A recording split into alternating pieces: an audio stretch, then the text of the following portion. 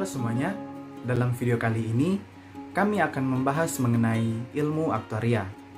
Yang pertama, apa itu ilmu aktuaria? Ilmu aktuaria merupakan suatu cabang ilmu yang mempelajari mengenai asuransi atau pengelolaan risiko dalam bidang finansial seperti kerugian, bencana, kehilangan, kerusakan, hingga kematian. Sekedar informasi bahwa ilmu aktuaria berada di bawah naungan Fakultas Matematika dan Ilmu Pengetahuan Alam atau yang biasa kita sebut dengan FMIPA. Siapa sih itu aktuaris?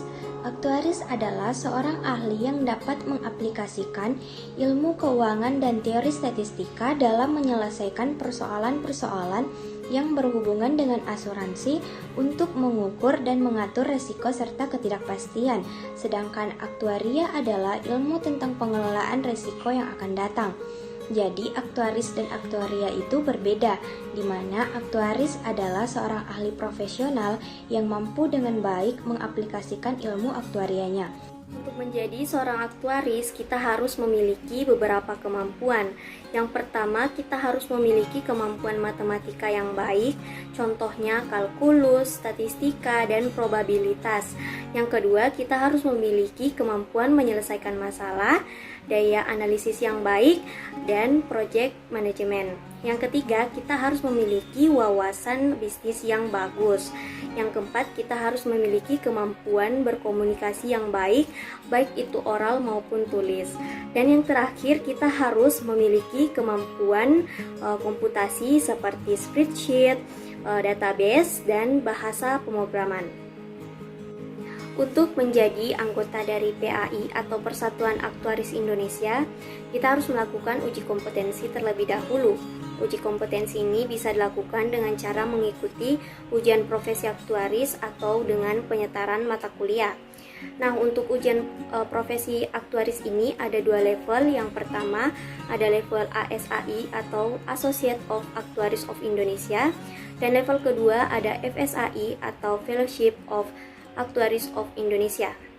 Nah, untuk level ASAI ini ada 7 mata ujian. Yang pertama A10 ada matematika keuangan, A20 probabilitas dan statistika, A30 ekonomi, A40 akuntansi, A50 metode statistika, A60 metode aktuaria, dan yang terakhir A70 pemodelan dan teori resiko. Untuk level FSAI sendiri ada 3 mata ujian.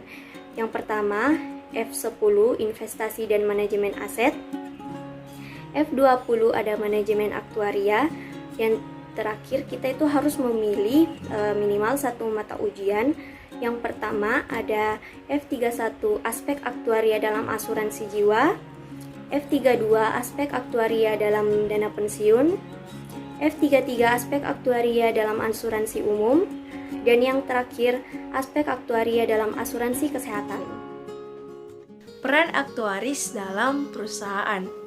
Aktuaris banyak dibutuhkan oleh perusahaan, khususnya perusahaan asuransi dan industri jasa keuangan lainnya. Mengapa?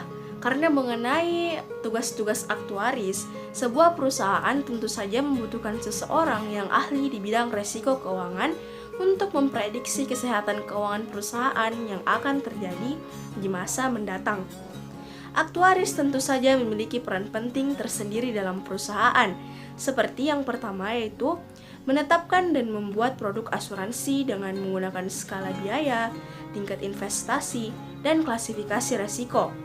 Peran yang kedua yaitu dengan membuat cadangan atau estimasi resiko yang telah atau akan dijamin. Dan peran yang terakhir yaitu dengan membuat proyeksi dan analisis teknis perkembangan perusahaan. Itu meliputi dengan meninjau ulang kembali tingkat kecukupan investasi. Ilmu aktuaria sudah ada pada abad ke-17, saat ini terus berkembang. Di Indonesia sendiri, ilmu aktuaria masih terdengar awam di telinga masyarakat Indonesia karena jurusan ini masih tergolong baru, namun sudah banyak diminati dan diincar oleh calon mahasiswa perguruan tinggi.